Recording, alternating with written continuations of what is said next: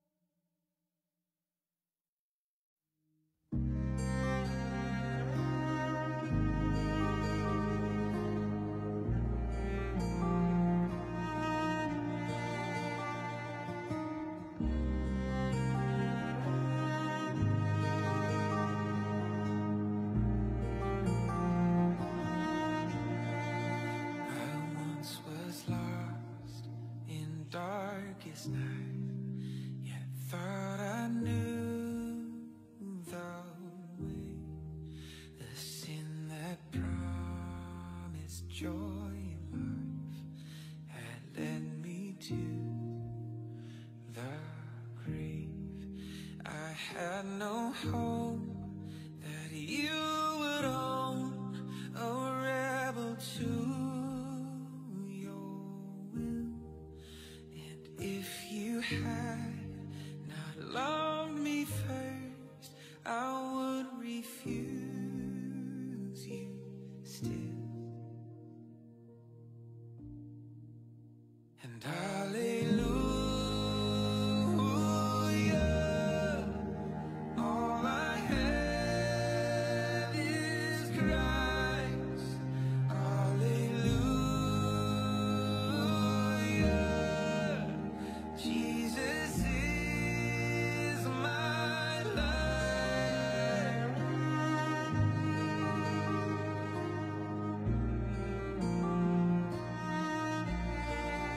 But as I ran my hellbound race, indifferent to the cause, you looked upon my helpless state and led me to the cross. And I beheld God's love displayed. You suffered in my place. You bore the wrath reserved for me. Now all I know is grace. Hallelujah,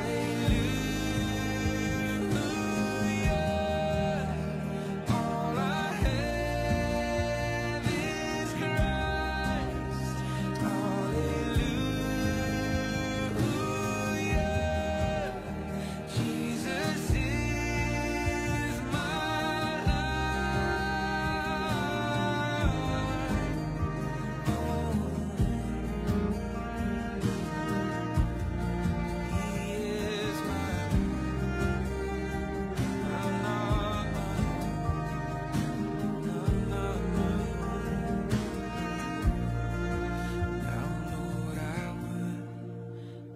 yours alone, and live so all might see the strength to follow your commands could never come from me.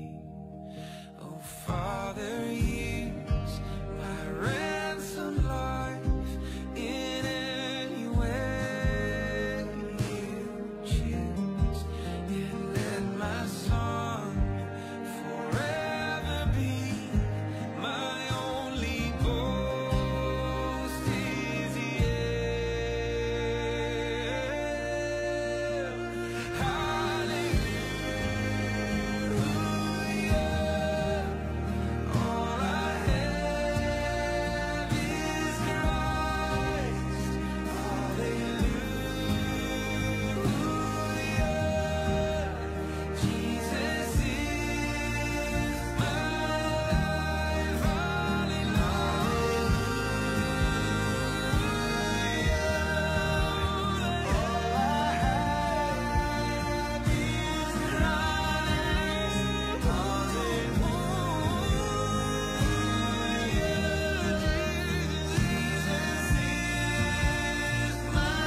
life.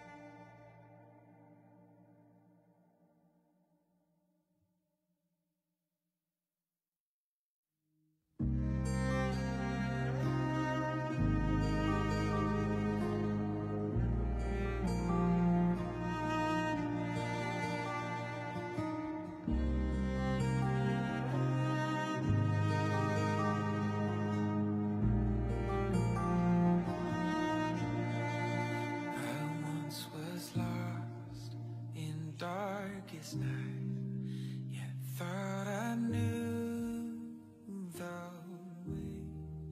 The sin that promised joy in life had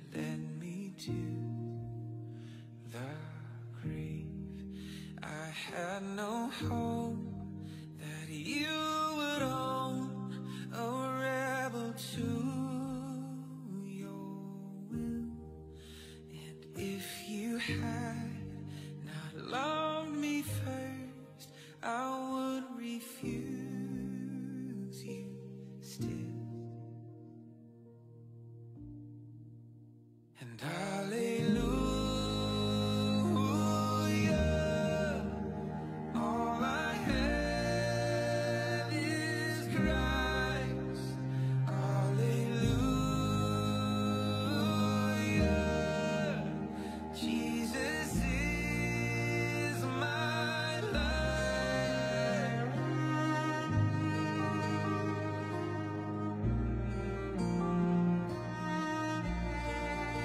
But as I ran my hellbound race, indifferent to the cause, you looked upon my helpless state and led me to the cross. And I beheld God's love displayed. You suffered in my place. You bore the wrath reserved for me. Now all I know is grace. Hallelujah, all I have is Christ. Hallelujah, Jesus is my life.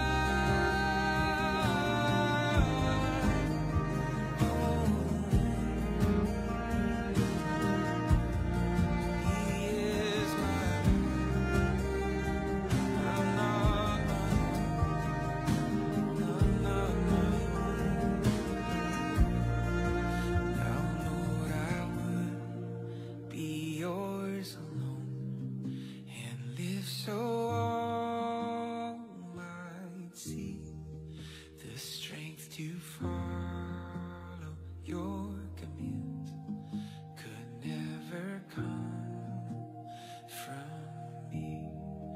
Oh, Father, use my ransom life in any way you choose, and let my song forever be my only boast is hallelujah, all I have is Christ. Hallelujah, Jesus is my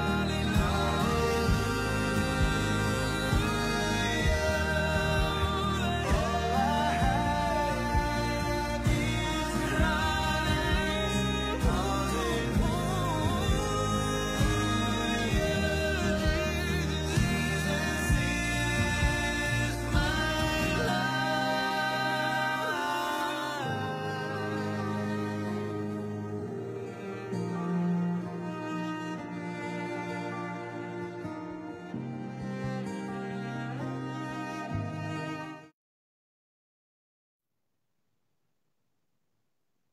Hello, praise. Okay, good afternoon po. So, welcome po sa ating Bible study. So, 15 minutes po na medyo delay, no? Nag-usap pa po kasi kami. Nag-meeting muna kami. And, ayun. So, anyway, welcome po. Good afternoon sa ating daily Bible study. Nasa series po tayo ng The Gospel Harmony. So, inaaral po natin yung 4 Gospel books, Matthew, Mark, Luke, John. Tinitingnan natin yung chronological order ng pagkakalathala ng buhay ng ating Panginoong Jesus. So, ngayon po tayo magpapatuloy sa book ng Luke. Okay? So, buksan po natin yung Luke chapter 4, verse 14 and 15. So, hindi pa rin tayo nag-move on sa 14, 15. No? Medyo mahaba-haba yung discussion natin dito sa 14 and 15. Okay, good afternoon po. No, nag-comment si Pastor Mark from Tipo, Hermosa. Yan, nabasa ko na yung comment mo, Pastor. Welcome po kayo dito sa Wednesday. Pupunta sila dito, bibisita sila. Magkakaroon kami ng homiletics study. Pupunta sila dito. So, yan, excited na makasama sila. Baka wala po tayong Bible study sa Wednesday dahil pupunta sila. Magte-take time muna kami together, no? So, baka wala muna tayong Bible study sa Wednesday. Alright. Okay, sige po. Basahin natin yung verse 14 tsaka 15. So, request ko si Jamie, pakibasa yung 14 and 15.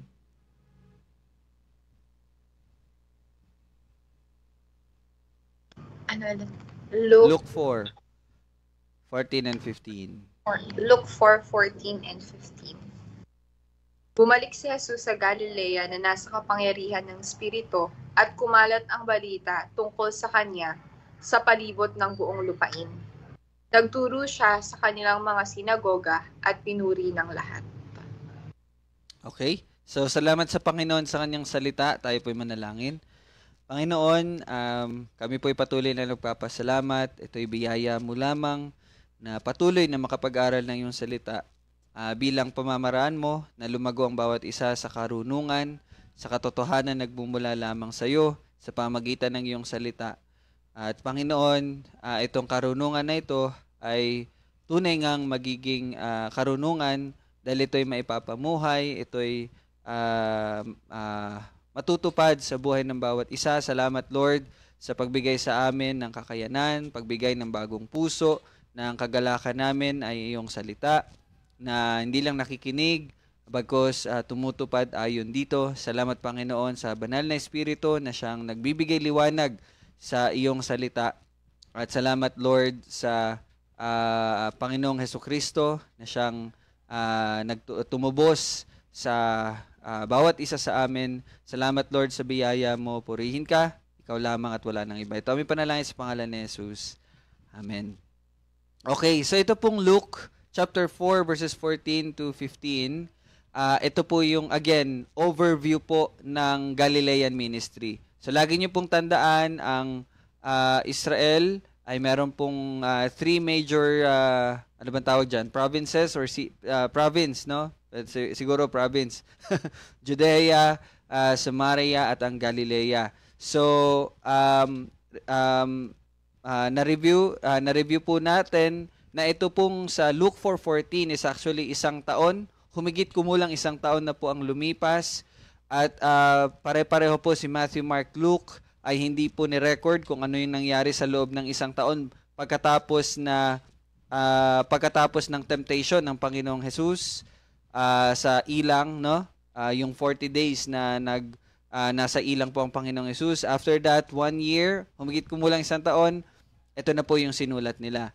And napag-aralan natin yung mga nangyari sa loob ng isang taon doon po sa gospel po ni Apostle John sa chapters 1, 2, 3, and 4. Doon natin nakita yon. So ngayon naman, nagsisimula tayo again sa Luke 4:14, makita natin yung overview ng Galilean ministry ng ating Panginoong Jesus. So bago ang Galilean ministry, nagkaroon na siya ng Judean ministry, or yung sabi pa ng mga scholars, the first Judean ministry. Kasi babalik po sa Judea ang ating Panginoong Jesus pagkatapos ng Galilean ministry. Now, ganito po ang nangyari. Sa Galilean ministry ng ating Panginoong Jesus, ito po ay humigit kumulang isang taon at 6 na buwan. So, 1 year and 6 months po ang itinagal ng ating Panginoong Jesus sa kanyang pagmiministeryo po sa Galilea.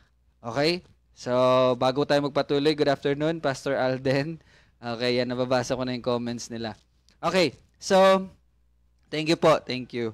Alright, so, sabi dan, patuloy tayo muli, bumalik si Jesus sa Galilea na nasa kapangyarihan ng Espiritu. So, I remember last Thursday, dito tayo na stuck, no? Kasi nag-usap tayo patungkol sa yun nga yung mga gawain na malimit ay iniisip natin na hindi ka na bago dahil nagiinom ka pa, hindi ka na bago kasi nagaganito ka pa.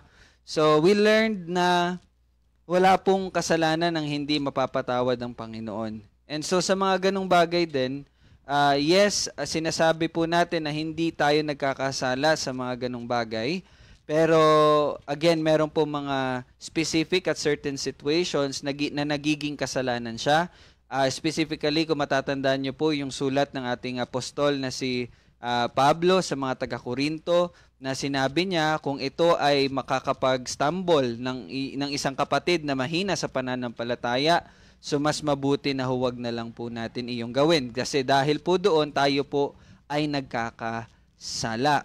So, meron po talaga siyang relation sa sa pagiging maingat sa ating mga actions. Although may mga bagay na hindi naman kasalanan. Pero, hindi lang po yun ang ating dapat consider. Ko-consider din natin kung ito ba'y nakakatulong sa ating mga physical na pangangatawan. Kasi alam po natin, may mga epekto din po yun. So, I remember, nag-homiletics study kami kasama yung mga pastor sa Tipo, Hermosa, and sa Olongapo. Napag-usapan namin yung paninigarilyo or pagtatabako. And I think kilala nyo naman po si Charles Spurgeon. Doon ko lang din nalaman na si Charles Spurgeon pala ay nagtatabako din. In which nasabi niya na ginagawa niya yon for the glory of God. Pero sana wag nyo pong ma-misunderstand po yung sinabi ko. Okay? Ang pinupunto lang po doon ni Charles Spurgeon is, kumbaga, sa buhay ng isang Kristiyano, sa lahat ng ating ginagawa, wala na po talagang tinatawag na spiritual, wala nang tinatawag na secular.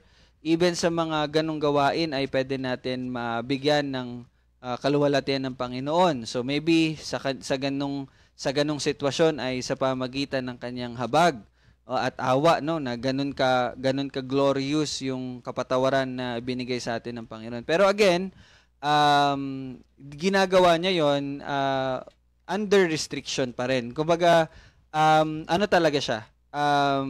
Yun nga yung sinabi natin, may mga circumstances na pwede, may circumstances na hindi muna dapat, maging maingit po talaga tayo. So anyway, pero hindi na po tayo muna magpo-focus doon. Lord willing, magkakaroon tayo ng mga soon, no? Mga further studies patungkol sa mga ganyan, mga issues na ganyan, social issues, mga personal related issues. So, pero ngayon focus muna tayo dito sa gospel, no, na sinulat ng tatlong lingkod ng Panginoon. So, basta tandaan niyo po, sabi dito, bumalik si Jesus sa Galilea na nasa kapangyarihan ng Espiritu. So, very important po ito. Itong statement ito is very important kasi sa susunod na mga verses, specifically from verse 16 hanggang 21 or 22, may kita natin doon ang kahalagahan ng pagiging kontrolado or pagkapuspos ng ating Panginoong Jesus ng Espiritu Santo. Kasi meron siyang sa babasahin na verse mamaya from the Old Testament na related po dito sa Espiritu. So, maganda yung pagkakasulat po ni Luke dito, no? Grabe yung handa niya ng kanyang gospel story. So, alam natin na ito ay siya po ay ginabayan. Actually, hindi ginabayan in a way na dinidiktahan, but inspired by the Holy Spirit. So, sa madaling salita, ang may akda po nito ay ang banal na Espiritu. So, very clear, very, kumbaga malinaw na sinabi na ang Panginoong Jesus ay bumalik sa Galilea under or na nasa kapangyarihan ng Espiritu. At lagi nating tandaan na sa ministeryo po ng Panginoong Jesus, ginawa niya po yung lahat sa pamagitan po ng kapangyarihan ng Espiritu Santo. And under the directives of the Holy Spirit.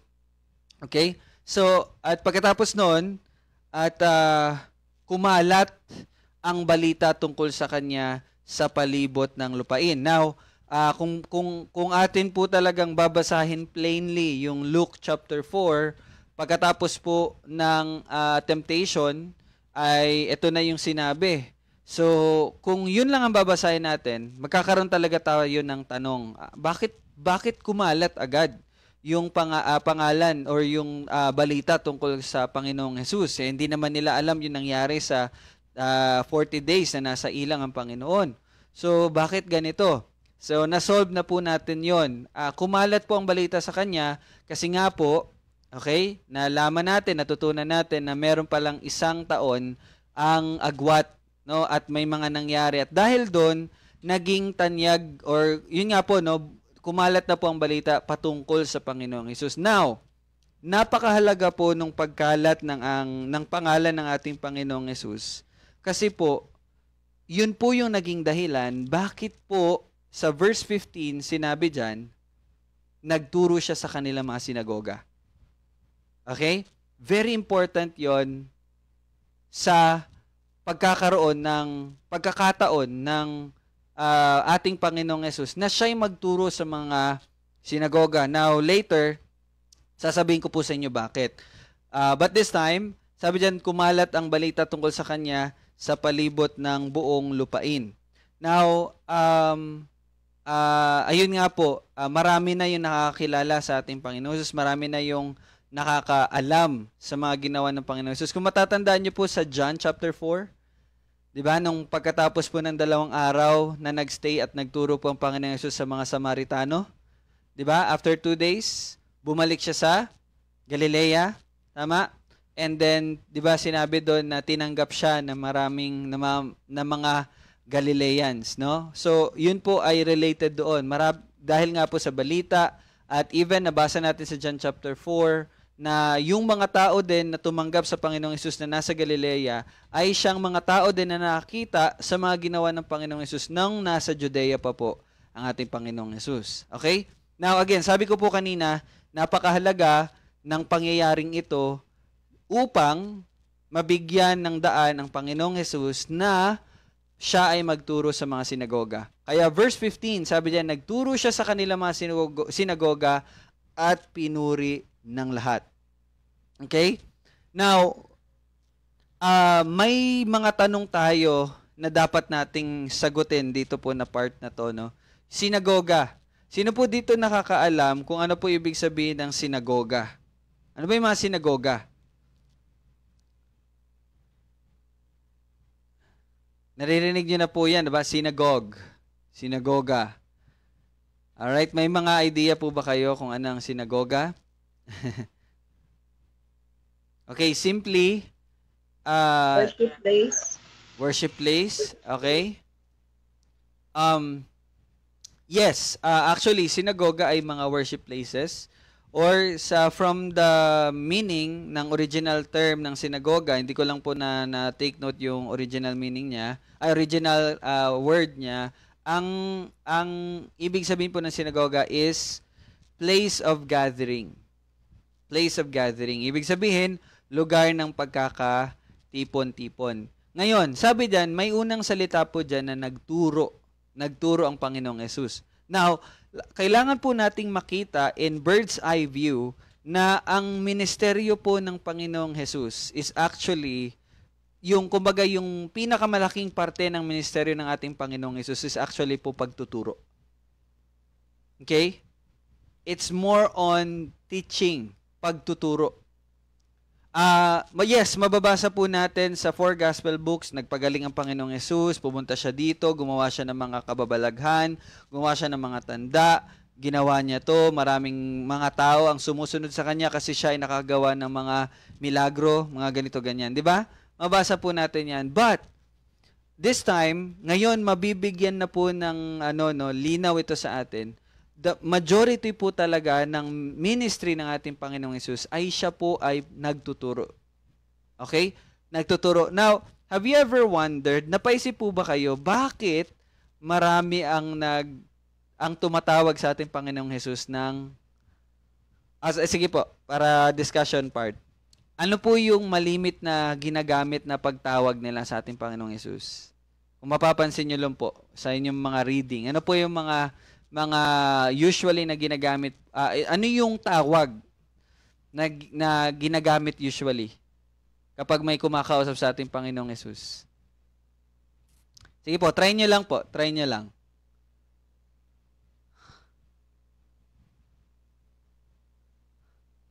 Sige, try lang. Rabbi. Ah? Ano po? Rabbi. Rabbi. Okay. Ano ibig sabihin ng rabbi? Alam niyo po ibig sabihin ng rabbi? Guro. Guro. Okay, teacher. 'Di ba? Napansin niyo po 'yon?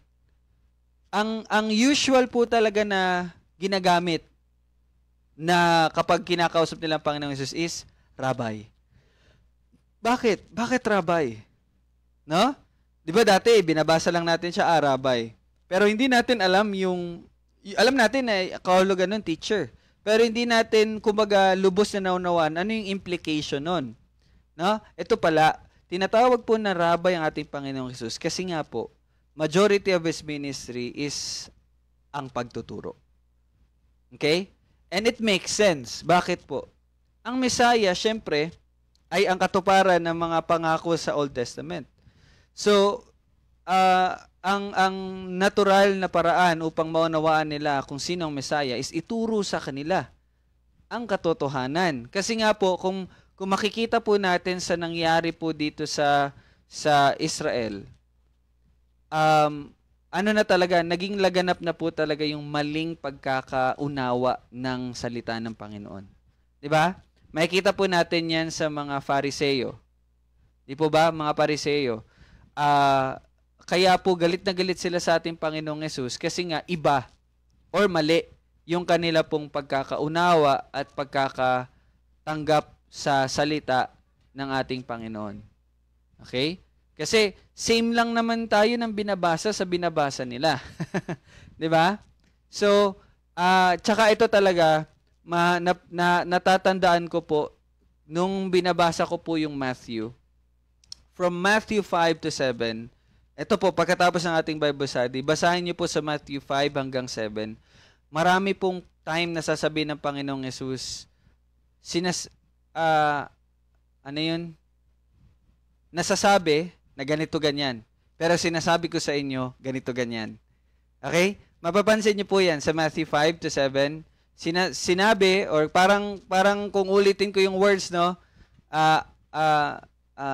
Yung popular na pagkakaalam natin, ganito ganyan. Pero sinasabi ko sa inyo, ganito yon. Parang ganon. So bakit po ganon ang pagtuturo ng ating Panginoong Hesus? Kasi nga po, mali po ang pagkakaunawa sa salita ng Diyos. Okay, bigyan ko po kayo ng example para mas maging malinaw. Di ba, natatandaan niyo sinabi ng Panginoong Hesus,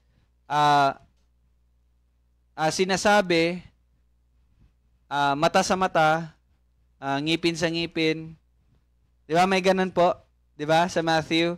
And then, kalaunan sinabi ng Panginoong Hesus, pero sinasabi ko sa inyo, ganito, ganyan. So, binigay niya yung tamang pagkakaunawa ng salita. Okay? So, kaya po, in verse 15, nagturo siya sa kanilang mga sinagoga, and alam niyo po ba, sa Galilea alone, sa Galilea po, meron pong 240 synagogues. Sa Galilea po may 240 synagogues po. Okay? So sabi nga natin kanina, ang sinagoga ay ang lugar ng pagtitipon. So bigyan ko po kayo ng overview. Ang ating pong Panginoong Hesus, at ito rin po ang ginawa ng mga apostol sa Acts. Sila po ay nagturo sa sinagoga, palipat-lipat po sila ng sinagoga. Yun po yung ginawa nila. And actually, doon din po nagpipreach ng gospel ang ating mga apostol, di ba? Sa mga sinagoga. Kasi nga po, sa isang lugar, marami pong sinagoga. Okay? So bukas, yun po ang ating i-discuss. Saan nagmula ang sinagoga? Paano nabuo ang sinagoga? Anong ginagawa nila sa sinagoga? At ano ang kahalagahan nito sa ministeryo ng ating Panginoong Hesus, pati ng mga apostol? At ano din yung naging bunga nito sa ating panahon ngayon. So ngayon, dito muna tayo magtatapos. So bukas po, we will discuss, yun nga po, patungkol po sa sinagoga. Okay po? So, ayun, we praise God kasi nabibigyang linaw ito sa atin ngayon mas nakikita natin yung historical background nitong binabasa at inaaral natin. So, patuloy lang din po tayo mag-aral, mga kapatid. Reminder po, yung memory verse, atin po itong ibalik. Maging maano po tayo lagi sa pagre-recite ng salita ng Panginoon. And then, sa Bible reading po, kamusta na po yung Bible reading ninyo? Napatuloy nyo na po ba? So, pwede po ba next week magiging, ano na naman po ulit ako, hindi stricto, pero magiging ano po ulit ako, kumbaga, i-check ko na po talaga ulit para to serve as a reminder and tulong lang na paalalahanan na, ito gawin nyo to, no? Alam ko, marami kayong ginagawa, pero gawin natin ito. Kasi nakapag-usap din kami ni Jamie, na-realize namin na medyo relax talaga. Medyo nawawala yung disiplina ulit natin, nagiging ano tayo. So, again, napag-usapan natin, hindi naman siya masama, hindi siya kasalanan. Pero yun nga po, no. Ito, sige, share ko na lang po sa inyo. Kanina, pinapanood namin yung mga videos ni Joshua Garcia at ni Julia Barreto kasi may movie sila. And ako, fan ako nila dati pa. And so, ito lang, naubos yung oras ko. Hindi naman naubos ako, nakapag-aral naman ako, pero alam niyo yon, nakapag-aral ako nung morning, pero nitong lunchtime hanggang 3 p.m., kumbaga nanonood kami, nag-usap-usap kami doon.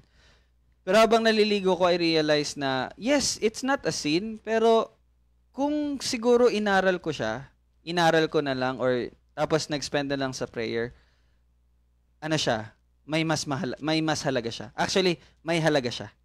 Naintindihan niyo po yan? Lagi tayo magfo-fall kasi sa ganung bagay eh.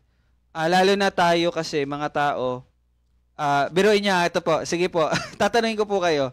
Pag nagbasa po kayo ng Bible, mga ilang minuto lang antukin na kayo. Diba? Nararamdaman niyo po yon. Mga 15 to 20 minutes parang, mapapagano na tayo. Okay? Pero, try nyo po, manood kayo ng mga videos ni Josh Lia or videos ng mga favorite nyo ng mga haabutin kayo ng 1:00, 3:00, 4:00 ng umaga. Di po ba? So, bakit po ganon? Kasi nga, we are still in the flesh. Nasa presensya pa rin tayo ng flesh. And yung bagay na yon, anuhin man natin, no? Ano tawag dito?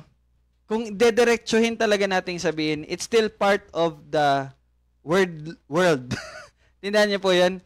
Yung mga ganung bagay, part of the flesh pa rin po yun talaga. Although yes, wala na pong spiritual at secular na bagay sa atin. Alam natin po, sanctified na yon, hindi na yon sa atin. Pero still, maging careful po tayo kasi hindi naman natin mawawala yung katotohanan na yung mga bagay na yon, ang mga may gusto talaga nun, yung mga hindi nakakilala sa Panginoon. Intindihan nyo? Yun talaga yung nila, yun talaga yung gusto nila. Okay? And tayo, yes, hindi kasalanan na manood nun, mag-take ng manood ng mga ganung bagay. Pero still, again, maglalaban pa rin talaga yung flesh na nasa atin. Yun ang gusto ng flesh. Kaya nga pag ginagawa mo yun, hindi ka antukin eh. Bagkus, magigising at magigising ka pa eh.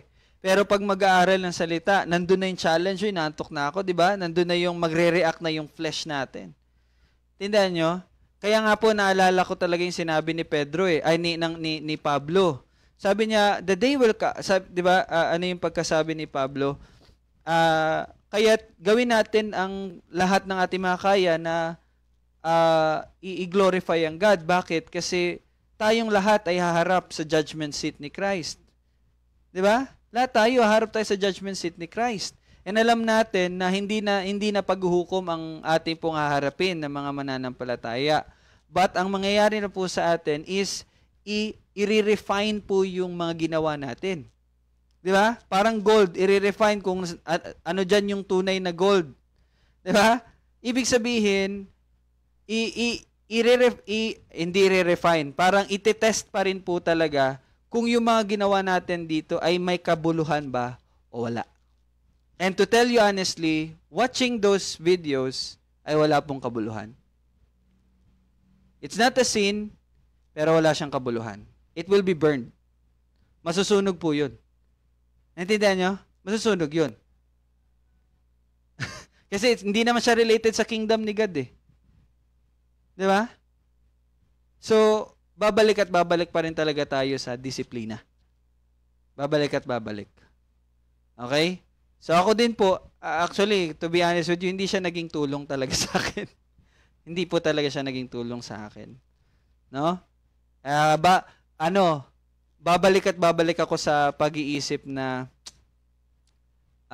parang hindi siya nakakatulong na magningas yung passion ko sa puso ko para sa Panginoon. Nagigets niyo po ba ako? Hindi ganoon ang epekto nun eh. Although, again, hindi siya kasalanan, hindi siya sa atin, pero lagi nating tandaan na sabi nga ni Pablo, ay yung sinabi po ito ni Pablo, ano lang po to, proverbial statement lang din. Hindi proverbial statement, sikat na phrase po doon sa lugar ng Corinto. Yung sinasabi na everything is permissible, but not everything is beneficial. And it's true. No? Everything is permissible, pwede nating gawin mga bagay-bagay, pero hindi lahat ay may pakinabang sa atin. Okay? So, it's a reminder mga kapatid, yes, you can watch, pero regulate na lang po talaga. I-regulate talaga natin. Pwede naman regulate lang talaga natin. Huwag nating aalisin yung mahulog tayo sa yung excitement na natin nandun na sa mga ganung bagay. No? Let's still wag po tayong magpalinlang kasi gagamitin at gagamatin pa rin yan ng kalaban. 'Di ba? Kaya nga 1 Peter 5:8, no? Magpakatino kayo. No? Ano 'yan? Mama ni Sir, magpakatino kayo. Magbantay kayo. Ang diablo ay tulad ng leong gumagala at umuungal na humahanap ng kanyang malalapa. Nandyan lang siya. He's just waiting. No? Sasakmalin tayo. So, wag tayong maging relax. Let's be vigilant always. Diba? Kaya nga sabi ng Panginoong Yesus, manalangin kayo upang hindi kayo mahulog sa temptasyon. Hindi yung tulog-tulog lang kayo. Diba? Even our Lord Jesus Christ, no, sinabihan ng kanyang mga alagad, no? Keep on praying. Pero tayo, hindi, okay lang. Hindi na to kasalanan eh. So, iba na rin yun. Mali na rin po yun. Okay po? Okay? So, it's a great reminder para po sa bawat isa sa atin. Salamat sa Panginoon sa pagbibigay niya ng ganong karunungan sa atin. And I believe the Holy Spirit is kino-convict tayo na hindi na. And nakikita na natin kung ano yung mahalaga sa mga bagay na hindi mahalaga. At nakikita natin yon dahil sa biyaya pa rin ng Panginoon. So, salamat sa Kanya. Okay po. So, bukas, kita-kita po ulit tayo sa Bible study. Please continue praying for one another po. Please pray for one another. No? Okay, so thank you po. Tayo po ay manalangin. Panginoon, salamat po sa iyong salita. Salamat, Lord, sa patuloy na pagbibigay ng linaw sa iyong salita at tunay nga na lubos na makakatulong to sa amin. Hindi lang sa kaalaman, bagos sa pagkakaunawa po ng iyong salita. Ito ay aming ma-apply sa aming mga buhay. Even ang pagtuturo din sa iba pa. At salamat Panginoon dahil ginagabayan mo kami patuloy. Salamat even sa mga realizations, O Lord, na indeed salamat dahil niligtas mo na kami. Kami napatawad na. At salamat Panginoon dahil pinapakita mo pa rin na ang dapat naming bigyan ng pansin ay yung mga bagay na may kabuluhan at ang bagay ay may kabuluhan lamang kung ito ay may kinalaman sa iyong kaharian at ito ay para sa iyong kaluwalhatian. Salamat Panginoon, ito aming panalangin sa pangalan ni Jesus. Amen. Thank you po mga kapatid, see you po bukas. God bless. Ingat. Bye-bye.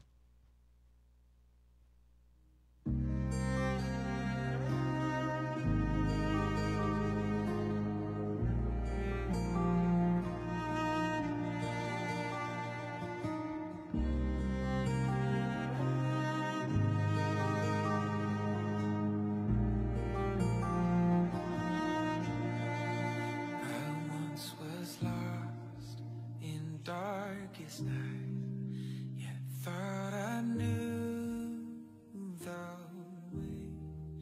The sin that promised joy in life had led me to the grave. I had no hope